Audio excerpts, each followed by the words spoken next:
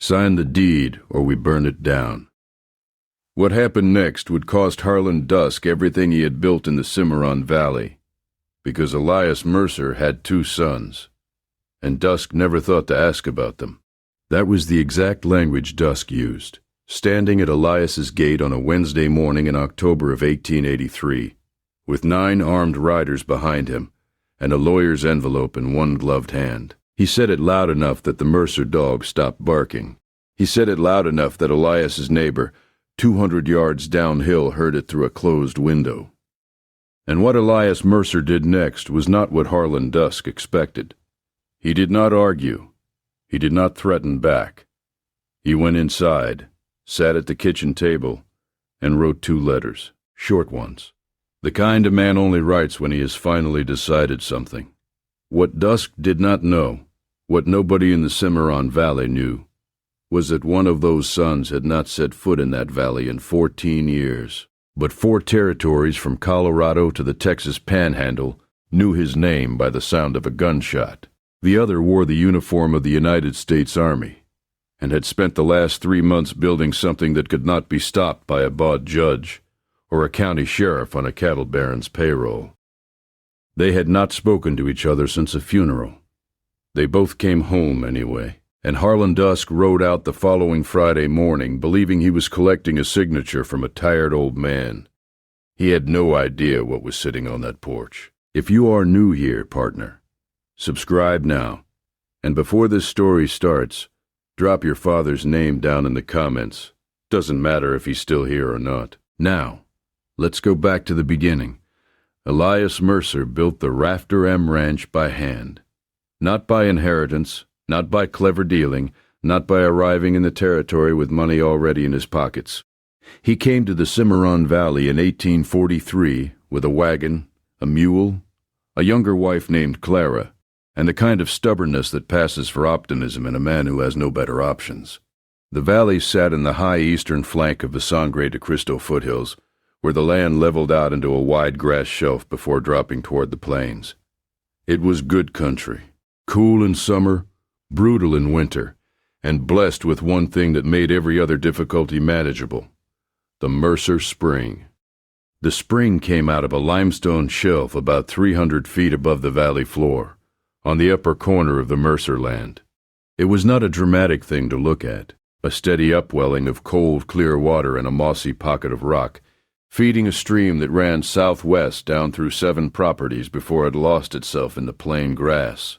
But that water was what held the valley together. It fed the Mercer Mill, a grain mill that Elias and Clara had built in 1851 with help from 4 neighboring families, all of them putting in labor in exchange for milling rights. The mill ground wheat, corn, and sorghum for every farm in the valley. In dry years when the plains rivers ran thin and muddy, the spring stayed constant.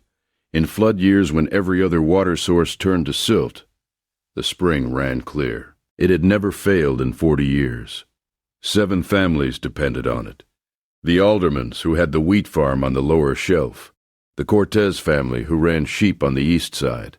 Old Bram Wallace and his 3 sons, who kept the only smithy within 40 miles. The Pruitt sisters, who had inherited their father's corn acreage and worked it themselves with 2 hired hands and more competence than most men in the county.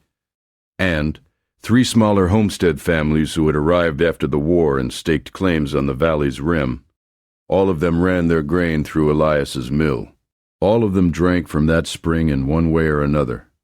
Through the stream, through their wells, through the irrigation channels that Elias had helped design and dig over 2 decades. The mill itself was not just a convenience.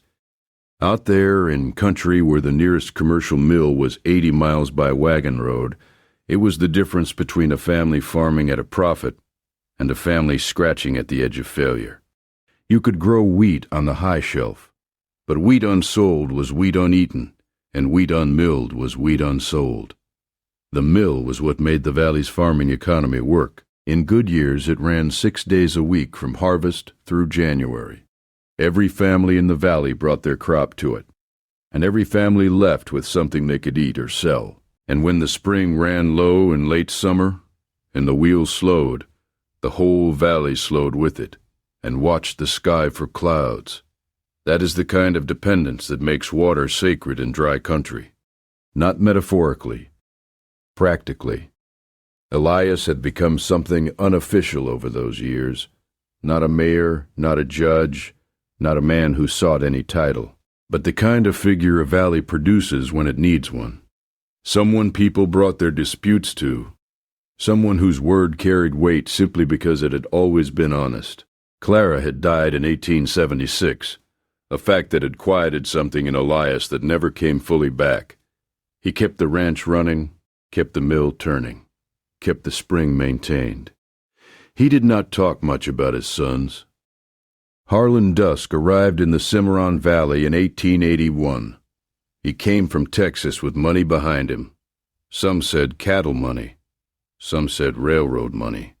And a few who claimed to know better said a combination of both, with a third partner nobody was willing to name in public. He bought 3 ranches in 2 years, each one from a family that was either struggling or frightened enough to take his price. His method was patient in the early stages. Lowball offers, then some pressure, then a slightly better offer, and eventually the paperwork. He was not the worst cattle baron the territory had seen. He was just thorough. By the spring of 1882, he owned the 2 biggest grazing operations in the valley, and had his eye on a third of the land. His cattle needed water. The creek that ran from the Mercer Spring was the only reliable source in a 10-mile radius that did not require drilling or hauling. If he owned the spring, he owned the valley's water. If he owned the water, he could name his terms to every family that remained. He approached Elias Mercer in April of 1882 with an offer that was not entirely unfair on paper. It was a land purchase, the upper quarter of the Rafter M, including the spring, the first stretch of creek, and the mill structure. He left the lower ranch intact and offered a price that was within range of what the land might fetch in better circumstances. Elias read the document, folded it in half, and handed it back without signing. He said he was not interested. That should have been the end of it. In a decent place it would have been. Dusk did not argue when Elias handed back the document. He folded it himself, put it back in his coat, nodded once, and rode off. He had men like Pelton in place. He had a county land agent who owed him. He had patience and money and no obligation to hurry. He had done this before, in Texas, and he knew that the first offer was never the closing offer.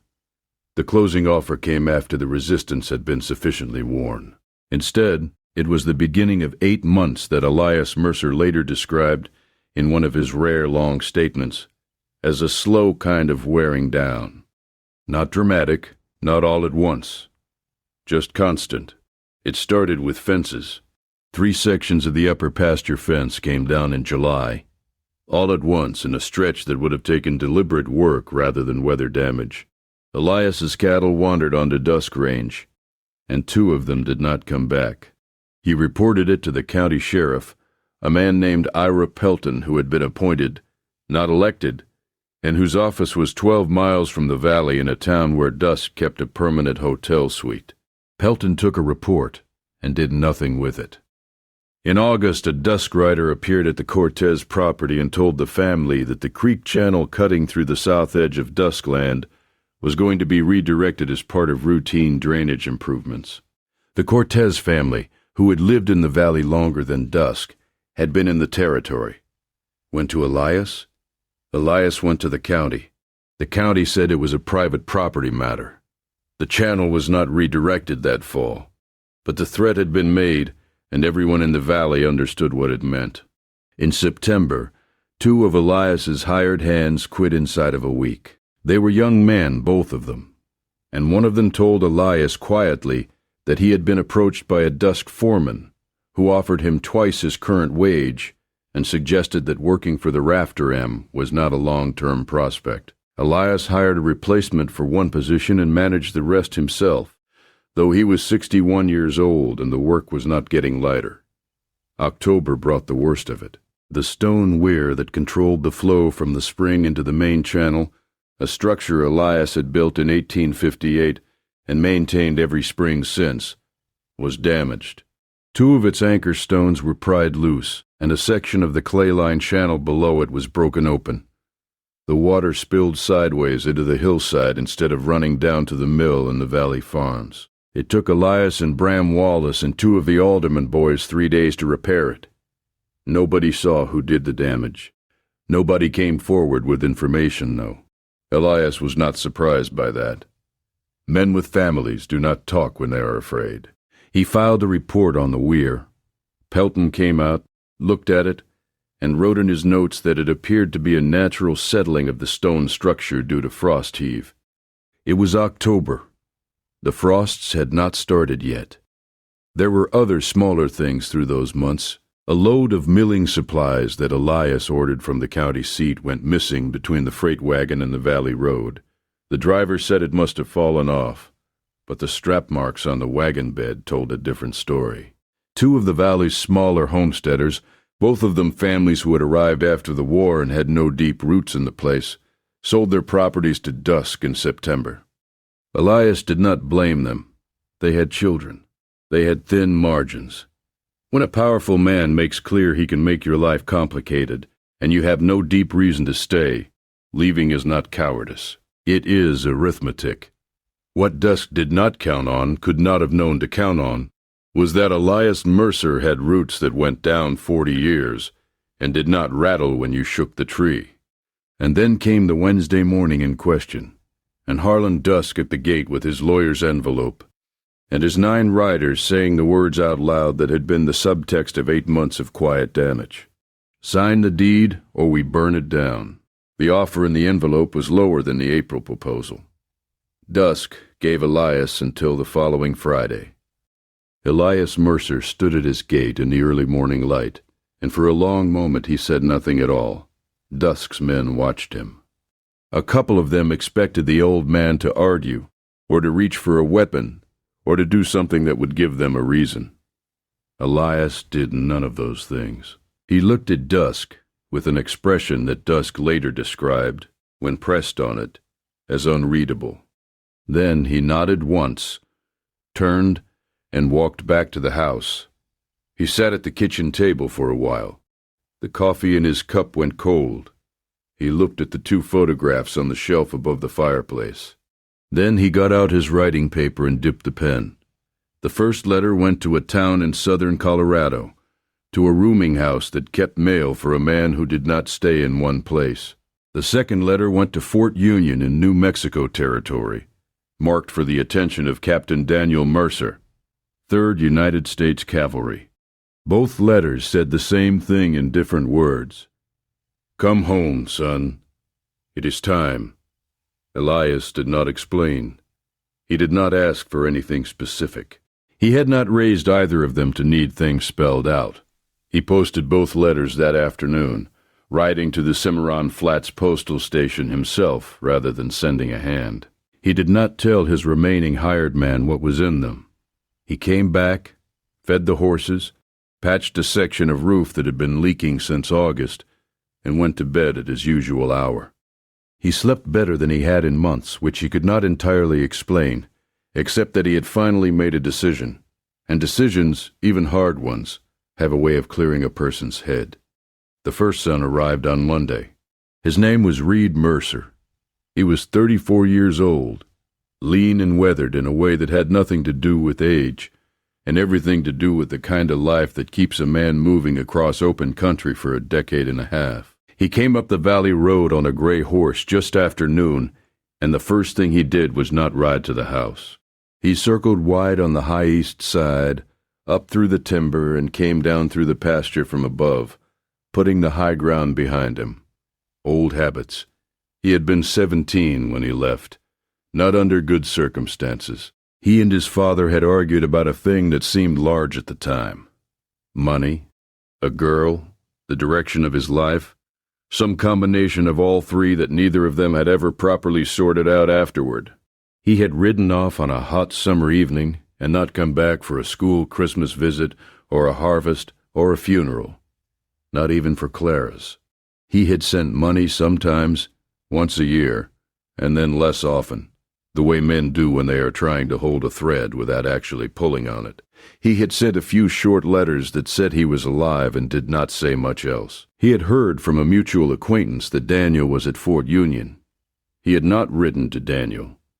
In 14 years he had built a reputation that he had not exactly sought. It came from a particular combination of skill and restraint. He was fast with a gun in the way that means nothing until it suddenly means everything. And he had spent the better part of a decade working at jobs that put him between dangerous men and the people those men wanted to harm. He did not talk about what he did. He did not advertise. 4 territories knowing your name by the sound of a gunshot is not the same as having a wanted poster. And Reed had taken care all those years that his work stayed on the right side of that line. He stood now in the saddle at the upper fence line and looked down at the rafter M. The mill wheel was turning. The spring creek caught the October light. The house looked smaller than he remembered, the way things always do when a man comes back after a long absence. He sat there for a moment and felt something that he did not have a good word for. Then he rode down. Elias was in the barn when he heard the horse. He came to the door and looked up the pasture slope. He stood very still. Then he walked out to meet his son at the fence line, and they looked at each other for a moment without speaking, and Elias reached up and gripped Reed's hand where it rested on the saddle horn. And that was the reunion. Neither of them was a man who used a lot of words for things they meant seriously. "How bad is it?" Reed said. "Bad enough that I wrote the letter," Elias said. That was all. They went inside and Elias made coffee, and they sat across the table, and Elias told him the full 8 months in plain language, without complaint and without embellishment. He told it the same way he had built the ranch, methodically, in order, leaving nothing out and adding nothing extra. Reed listened without interrupting. The telling took the better part of an hour. Reed's coffee went cold and he did not notice. When Elias finished, Reed was quiet for a moment, looking at the table. He asked 2 questions. Who was on the county circuit court that covered this jurisdiction? And was there a land agent involved in the original deed filing for the Mercer Spring claims? Elias looked at him. "Those are careful questions," the old man said. Reed said nothing. He wrapped his hands around the coffee cup and watched the steam. Later, when the light was going low and the temperature was dropping the way it does fast at elevation in October, they sat on the porch. Reed had walked every fence line in the daylight, inspected the weir, examined the channel repair, and looked at the marks on the damaged stones with the same systematic attention he brought to everything he did in the field. He had said very little during the inspection. He had taken nothing out of his saddlebag except a small notebook, in which he wrote a few things in the shorthand that was his own. "Daniel is coming," Elias said. It was not a question. If he got the letter, Reed said, he got it. Silence between them, easy and uncomfortable at the same time. 14 years of not sitting on this porch together had built something between them that was not quite a wall and not quite nothing. More like a fence that had been standing so long both men had half forgotten why it was built. "You should sleep," Elias said after a while. "Not yet," Reed said. He sat on the porch until the stars were clear and the night cold had settled in hard. He was watching the access road, not anxiously, just watching, the way a man does when he has been in open country long enough that watching the ground around him is as natural as breathing. Before Daniel rides up that road, partner, if you have been with this story from the beginning, hit that subscribe button. And if you know a man who built something worth protecting and never once flinched when it was threatened, drop his name below. We will be right back. Captain Daniel Mercer arrived Thursday morning. He came up the main road, which was the direct way because Daniel had never been a man who came at things sideways unless there was a military reason to. He was 31 years old, 3 years behind Reed, and he wore civilian clothes, a plain dark coat, and canvas trousers. But he wore them in a way that could not entirely disguise the bearing underneath. His back was straight. He moved with the economy of a man used to giving orders and expecting them to be followed. He had left Fort Union 6 days ago on approved leave, 2 days after receiving his father's letter. He had sent a telegram from Raton before making the last leg of the ride. He had also, in the 3 days between receiving the letter and departing the fort, made some arrangements. He tied his horse at the rail and walked to the porch. Elias was already there. They embraced, that was Daniel's way, and always had been, and Elias held on a second longer than usual, which was the closest he came to saying what the letter had not said. Then Daniel looked to the right and saw Reed sitting in the chair at the far end of the porch. 14 years of silence has a texture to it, not loud, not violent, more like the moment before weather arrives, when the air holds still and everything waits. Reed did not stand up. Daniel did not move toward him immediately. They looked at each other with the particular expression of two people who share enough history that they do not need to explain their expressions. Then Daniel walked over and sat in the other porch chair. "You look older," Reed said. "You look like you slept in a ditch," Daniel said. Reed almost smiled. "A ravine, technically." That was all of it as far as the reunion went.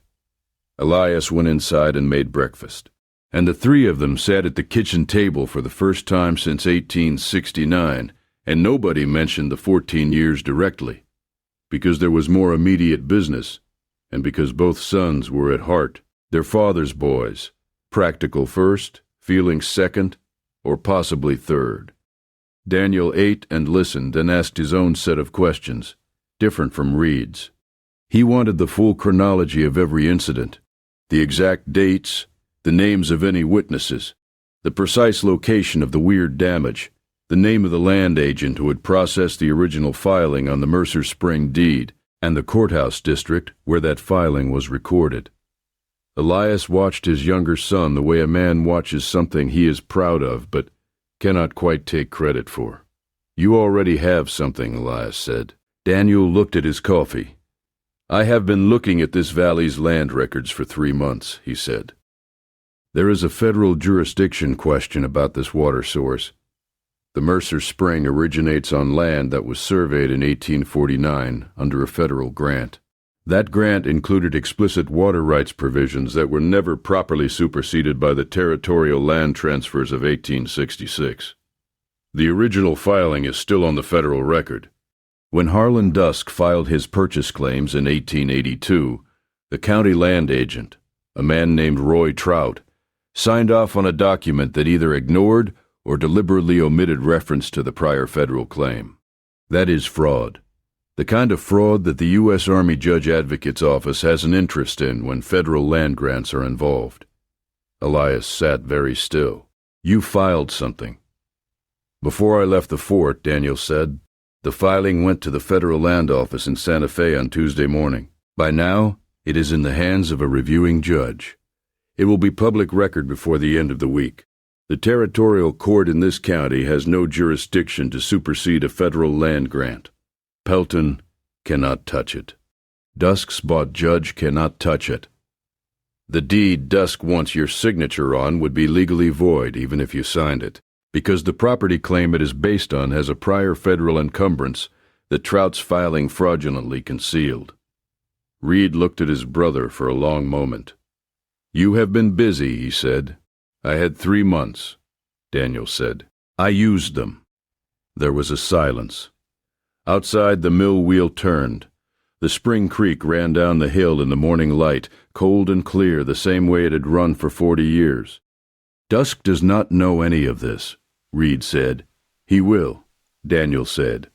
After Friday, Elias got up and refilled the coffee.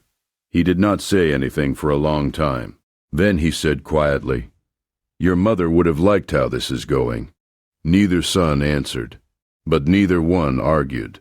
The question of what Dusk would do when he arrived on Friday was one that the brothers discussed privately, on the porch after Elias had gone to bed.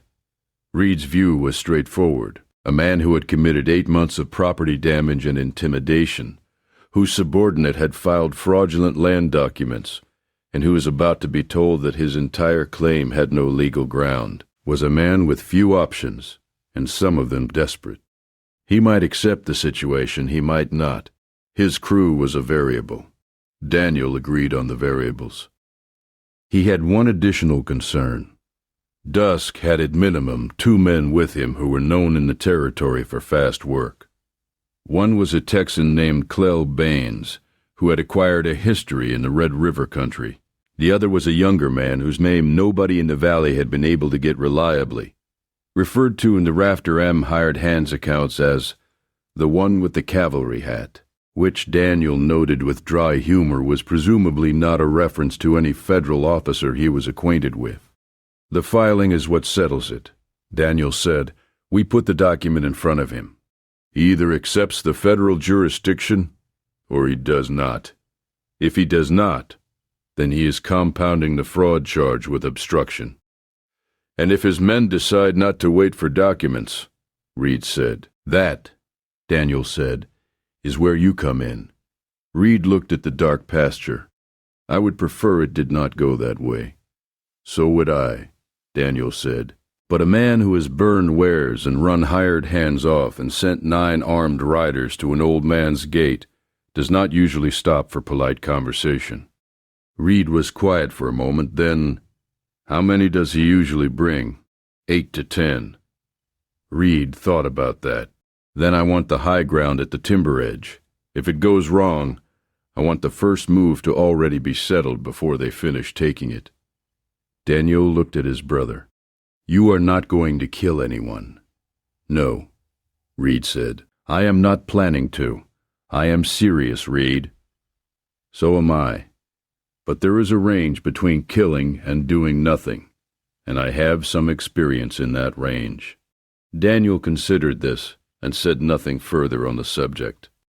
They sat on the porch a while longer. The night was cold and clear, and the stars above the Sangre de Cristo peaks were the kind you only see at elevation, sharp and dense. At some point the silence between them shifted from the 14-year silence into something a little more ordinary, the kind of quiet that belongs to people who have known each other a long time. You did not come for Mother's funeral, Reed said. He did not say it with accusation. He said it the way a man states a fact he has been carrying around for a while. I was in the Dakota Territory, Daniel said. I got the letter 6 weeks late. I know, Reed said. I know that now. I did not know it then.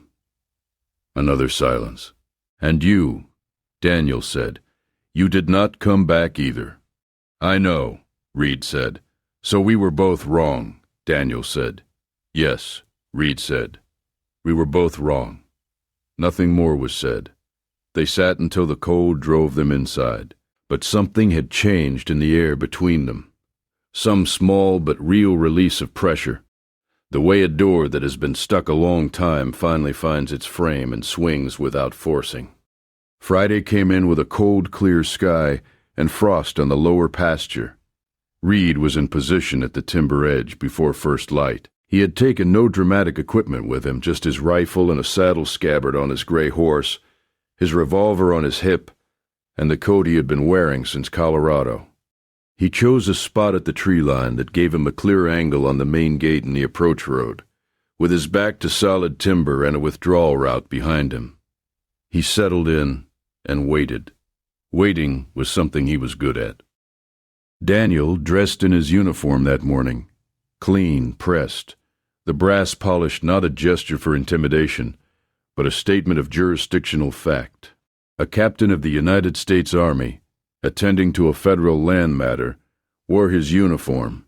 He carried his service revolver and a leather document case that contained 3 things: a certified copy of the 1849 federal land grant with its water rights provisions, a certified copy of the newly filed federal fraud complaint against Roy Trout and unnamed co-conspirators, and a letter from the Judge Advocate General's office at Fort Union authorizing Captain Daniel Mercer to represent federal interests in the matter of the Mercer Spring claim. Elias dressed in his usual clothes, clean canvas shirt, work trousers, boots that needed mending but were solid. He carried nothing. He did not need to. Dusk rode up at 9 in the morning, which was earlier than expected. He came with 10 men, which was more than the Wednesday visit. 7 of them fanned out behind him in a loose line, experienced riders, all armed, none of them displaying weapons, but none of them relaxed either. The other 3 held back at the gate with the spare horses. Dusk himself was in his better coat, the one he wore for town business, which suggested he expected this to conclude with paperwork. He did not see Reed at the timberline. Most people do not see what they are not looking for. He rode to the fence and looked at Elias standing on the porch steps. Then he saw Daniel standing to Elias's right, and his eyes moved to the uniform, and something shifted in his expression, not fear exactly, but a recalculation. "Mercer," he said. He was looking at Elias. Then he looked again at Daniel. "Who is this?" "My son," Elias said. "Captain Daniel Mercer," Daniel said. "3rd United States Cavalry, assigned to the Federal Land Oversight Jurisdiction, covering this district. Mr. Dusk, before this conversation proceeds any further, I need to inform you that on Tuesday morning a federal complaint was filed in Santa Fe against Roy Trout, county land agent, regarding fraudulent omission of prior federal claims in the processing of property filings in this district, including the filings related to the Mercer Spring parcel. That complaint is now a matter of public federal record. The deed you presented to my father 3 days ago is legally void because the property claim underlying it was processed in violation of a standing federal grant dated 1849. You cannot purchase the Mercer Spring through territorial instruments. Federal law does not permit it." Dusk stared at him. The men behind him were very still. "You have no authority here," Dusk said. He said it carefully, like a man testing ice. "The federal land grant gives me authority here," Daniel said. "The judge advocate's letter in this case file gives me authority here. And the fraud complaint gives the federal court authority here. If you want to contest that, you are welcome to do it in the federal court in Santa Fe. But you cannot contest it by showing up at this man's gate with 10 armed riders and an envelope. That approach has officially concluded." Dusk's jaw was tight. He looked at Elias. "This is your answer." "My answer was no 3 days ago," Elias said. "That has not changed." "There are ways this goes," Dusk said, and his voice had shifted lower now, the kind of low that is not quiet but compressed. "You have one son here in a uniform. The uniform is a long way from Santa Fe." "Actually," said a voice from the right, "there are 2 of us." Reed came out of the timberline on his gray horse at a slow walk, along the top of the fence. He had not hurried. He did not display his rifle. He rode with his hands easy on the reins, and his coat open and his eyes moving across the line of Dusk's riders the way water moves across a flat surface, covering everything, finding the low points. He had placed himself between the timber and the gate in the time it had taken Dusk to say his piece, and now he was 60 yards from the nearest Dusk rider and positioned at an angle that made anyone thinking about a flanking move factor in a second problem before finishing the first. Dusk turned and looked at him, a long look. "Who are you?" he said. Reed did not answer the question. He looked at the line of riders with the same unhurried assessment. His eyes stopped on Clell Baines, who was 3 men to the left of Dusk, and stayed there just long enough for Baines to notice. Baines was a man who had seen that kind of attention before. He recognized it. He kept his hands on his reins. "Mr. Dusk," Daniel said, bringing the attention back, "the federal filing creates a new situation. The territorial court cannot issue you a judgment that supersedes a prior federal claim. The county sheriff cannot enforce a deed that was processed fraudulently. If you attempt any further interference with the Mercer Spring, the mill, the water channel, or any property on the Rafter M, you will be adding obstruction of a federal proceeding to the existing fraud complaint. I would encourage you to take your legal situation seriously." Dusk looked from Daniel to Reed and back again. He was a calculating man. He had not gotten where he was by being stupid, whatever else he was. He read the situation, A federal fraud filing already on record, a federal officer with documentation, and the second man at the timber edge who had positioned himself with professional care and was watching Clell Baines the way a man watches something he already knows how to handle. He looked at Baines. Baines gave him the smallest shake of his head, the kind that means, not today. Then the young man they called the one with the cavalry hat made a decision on his own. He was in the second line, slightly to the right, and he was young enough to still confuse nerve with judgment. He shifted his right hand toward his hip. Reed's revolver was out before the shift completed. He did not raise his voice. "Your hand," he said. "Clear across the distance. No effort in it. Put it back on the reins." The young man froze. Every head in the line turned. The tableau held for 3 full seconds, the kind of 3 seconds that feel like considerably longer. Then the young man's hand came back to the reins, slowly and deliberately, because he was smart enough to read what was already playing. "I will not warn again," Reed said. He kept his eyes on the young man until he was satisfied, then let them move back to the general line. The revolver went back to his hip. He had not cocked it. He had not needed to. Harlan Dusk looked at the old man on the porch steps, at the army captain with the document case, and at the man on the gray horse who had just moved faster than anyone in his crew was prepared for. He looked at these 3 things for a long time. "Trout," he said finally, to no one in particular. His voice had a different quality now, the calculation working. "Mr. Trout has already been contacted by federal investigators," Daniel said. "He is cooperating." The silence after that was decisive.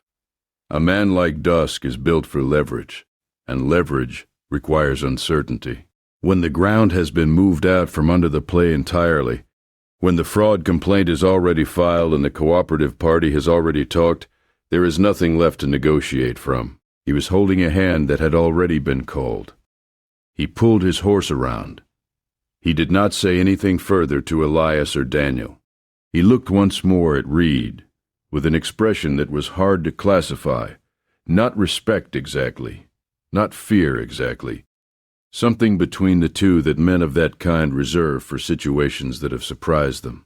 Then he rode back through his line toward the gate, and his riders followed, and the young man with the cavalry hat rode with his eyes down, and Clell Baines rode out last, with his hands on the reins where they had been the whole time. Elias watched them go down the road until they were out of sight around the first bend. Then he let out a long breath and sat down on the porch steps. "Trout really is cooperating," Reed said. "Riding up, he will be," Daniel said, "once he understands his options." Reed looked at him. "I sent a second letter," Daniel said, "to Trout before I left the fort. It explained the federal fraud complaint and included a list of the specific document numbers he signed off on. I may have suggested that the reviewing judge would look favorably on a cooperating party. I have found that land agents who have committed fraud respond well to information about what the federal process looks like when one cooperates versus when one does not." Reed put his revolver away and looked at his brother. "You sent that before you left the fort," he said. 3 days ago. 6 days ago, actually," Daniel said, "when I sent the letter to the Federal Land Office." A pause. "You planned this from the fort," Reed said. "I have been planning it for 3 months," Daniel said. "The arrival on Friday was Dusk's plan. I just made sure the ground had already been moved before he got here." Reed looked at him for another moment, and something in his face shifted. Not exactly surprise, but a recognition, a re-seeing. He had spent 14 years with one picture of his brother, formed in the last summer they were together when they were young men and the world was smaller, and everything was personal. The man in the uniform with the document case was not that picture. "Father knew," Reed said. "Father did not know the details," Daniel said. "But he knew I would not come home just to watch." They both looked at Elias on the porch steps. The old man had his elbows on his knees and was watching the road where Dusk had gone. And he had the same expression he had worn when he handed back Dusk's first offer 8 months ago. The one that was hard to read, because it was actually the simplest expression a man can have. He had already known how this would go, in the way that a man who has spent 40 years reading the valley knows when the spring will hold and when it will not. He had known the spring would hold. He had written 2 letters and waited. The days after were quiet by comparison, though there was considerable work to do. Daniel remained at the Rafter M for 10 days, which was the length of his leave, and spent most of it working. The federal fraud complaint moved quickly once Trout provided his cooperation, which he did inside 48 hours of the Friday confrontation. It turned out that Trout had kept his own records, the kind of records that a careful man keeps when he is doing something questionable, which is a common enough impulse, and in this case, a useful one. His record showed not only the omitted federal grant in the Mercer Spring filings, but 2 other property transfers in the county where similar omissions had been made, both involving Dusk land purchases. The valley had not known what was coming, and now that it had come, they did not entirely know what to make of it. The aldermans came by the Rafter M the Saturday after Friday and asked Elias carefully whether the spring was secure. Elias told them it was secured by federal documentation in a court filing and a land inspector who was currently in town reviewing every deed in the county registry. The aldermans went home, and that evening Earl Alderman told his wife that he had not felt that kind of relief since they stopped hearing about the war. His wife told him she had felt it right after the war ended, and this was the 2nd time, which is twice more than a lot of people get. The federal court froze the disputed land filings within the week. The Mercer Spring was formally designated a protected water source under the original 1849 grant, with verified irrigation rights for the 7 valley properties named in the original survey. A federal land inspector arrived from Santa Fe, a thorough woman named Agnes Corley, who spent 3 days taking depositions and examining records, and made it apparent in her manner that she found the entire situation straightforward, and the delay in addressing it somewhat exasperating. She filed her report in 4 days flat. The report was 31 pages. It named names. Ira Pelton, the county sheriff who had taken property damage reports and done nothing with them for 8 months, found himself the subject of a separate county inquiry once the fraud matter became public. He resigned before it concluded. His successor was elected the following spring and had no financial relationship with Harlan Dusk. He was a rancher's son from the north end of the county who had been watching the valley situation for months and had strong opinions about sheriffs who worked for cattle barons. He was re-elected twice after that. Dusk himself did not leave the territory. He scaled back. The purchased ranches he had acquired through legitimate means, and some of his transactions had been legitimate, were his to keep. But the plans he had built around controlling the Mercer Spring water were finished. And the fraud matter had attached his name to Roy Trout's cooperation in ways that made any further land scheme in the Cimarron Valley a considerable legal risk. He became, in the years that followed, a smaller presence in the territory. Not ruined, but diminished, which is sometimes the appropriate outcome. The Pruitt sisters sent a pie to the Rafter M the Monday after the Friday confrontation, along with a note that said only, "We heard. Thank you, Elias." The Cortez family came by in person and sat on the porch and drank coffee, and did not discuss the confrontation directly, but stayed for 2 hours and left with the kind of ease that comes when something that had been pressing on people has been lifted. Old Bram Wallace came and shook Elias's hand and looked at Reed and Daniel with the particular expression of an older man who was confirming a theory he had held all along about what boys raised right turn into. On Daniel's last evening at the ranch, the 3 of them sat on the porch and watched the sun go behind the peaks. The mill wheel turned in the dusk. The spring creek caught the last light the way it always had, and the valley below was quiet in the way valleys sometimes are when a thing that has been wrong is made right, and the ordinary sounds can come back. Somewhere down the hill, Bram Wallace's hammer rang on the anvil, a steady ordinary sound that was somehow the best summary of everything that had happened. The valley was still going. The ordinary work was resuming. "Come home before another 14 years, Elias said. Daniel looked at him. "I will do my best." "Your mother used to say that was the only honest answer," Elias said. "I have decided she was right." Reed said nothing. He was looking at the creek. Then he looked at Daniel. Something passed between them that would have been invisible to anyone who didn't know them, and perhaps to most people who did. The small and real thing that had shifted on the porch the other night. The fence that had finally found its frame. "I am in Santa Fe in the spring," Reed said. "Passing through." "Come through the valley," Daniel said. A pause. "I might do that," Reed said. Elias did not react visibly, but he reached for his coffee cup and took a slow sip and looked at the peaks. And there was something in his face in that moment, not pride exactly, something quieter than pride, something closer to the feeling of a man who has spent 40 years putting a thing together and is watching it hold. In the morning, Daniel rode south toward the Fort Union Road. He stopped at the gate and turned once and looked back at the Rafter M. The mill and the spring creek and the limestone ridge above the upper pasture where the water came out of the rock, constant and clear, the way it had for as long as anyone in the valley could remember.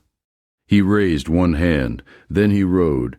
Reed stayed 2 more days, helping Elias rehang the upper pasture gate that had been damaged in the fall, and fix the section of channel that still needed work on the downhill side. They worked mostly without speaking, falling into the easy silence of men doing physical work together, the kind of silence that is its own form of saying something. On the last morning, Reed saddled his horse before dawn and put his bedroll across the back. Elias came out and stood in the yard in the cold gray light. "She would have wanted to see this," Elias said. He did not say who she was. Reed looked at the house, the porch, the mill, the creek. "She would have enjoyed it," he said. "She never liked scenes." Elias put his hand on the horse's neck. "You know the way home," he said. It was not entirely about directions. "I know the way," Reed said. He rode up through the upper pasture the way he had come, through the timber and over the ridge. From the top he could see the whole valley laid out in the early light, the farms and the creek channel and the mill and the limestone shelf where the spring came out of the hillside, steady and cold and unchanged. 7 properties, 7 families, 40 years of water. He sat there for a moment the way he had sat that first day, and felt the same thing he had felt then, a thing he still did not have a good word for. Then he rode north toward Colorado. The spring did not fail that winter. It did not fail the following spring either, or the one after that. The mill kept turning. The Aldermans brought their wheat, the Cortez family brought their corn, the Pruitt sisters brought theirs, and the newer homestead families on the valley rim brought whatever they had grown. Old Bram kept the smithy. The valley kept on being a valley, which is what valleys do when the water holds. Elias Mercer kept the Rafter M for 11 more years. He fixed the things that needed fixing when they needed fixing, kept the spring and the weir maintained the way he always had, and sat on the porch in the evenings and watched the light change on the peaks. He received letters more regularly after that, from Daniel at the fort, and later from the Judge Advocate's office in Santa Fe, and eventually from the city of Denver, where Daniel settled after his service. From Reed, postcards and brief notes from Colorado and Wyoming and once from Montana, the kind of correspondence that doesn't say much but keeps a thread going. The Friday in October became a story in the valley, not a dramatic one, not in the retelling. People did not embellish it the way they might embellish a gunfight. They told it the way it had actually gone. A man came to take the water, and 2 sons came home, and by the time it was over the man had ridden away and the water stayed. The version people remembered had no killing in it, which is the kind of ending the valley liked, because the valley had been through enough. Elias, when asked about it, and he was asked from time to time by neighbors and by a young reporter from the Cimarron newspaper who came out in 1884, told it in much the same way. He did not make himself the center of it. He said his sons had handled it. When pressed on how he had known to call them, he was quiet for a moment. And then he said something that the young reporter wrote down and that circulated in the valley for a while afterward. He said, "A man who raises his sons right does not have to tell them what to do when the moment comes. He just has to let them know the moment has come. The rest, they already know." That was the Mercer Spring story, partner. A cattle baron with money and lawyers and 9 armed riders showed up at an old man's gate and thought he was looking at a problem he had already solved. What he was actually looking at was the end of the play. Already written, already filed in Santa Fe, already waiting to be read out to him on a cold October morning, while 2 sons, one he could see and one he hadn't found yet in the tree line, made sure he listened to every word. When it was over, nobody was dead, which is the best kind of ending when you can get it. The spring kept running, the mill kept turning, and somewhere north of the Cimarron, on the Colorado Road, a man in a weathered coat rode through open country with the knowledge that there were 2 people in the world who would come when he called, and that some things, once broken, can find their way back. If this story reached you, partner, there is a subscribe button on this channel, and it means more than you might think. And if you know somebody who never backed down when the hard thing came, drop their name in the comments below. Every one of them deserves to be remembered. We will see you on the next one.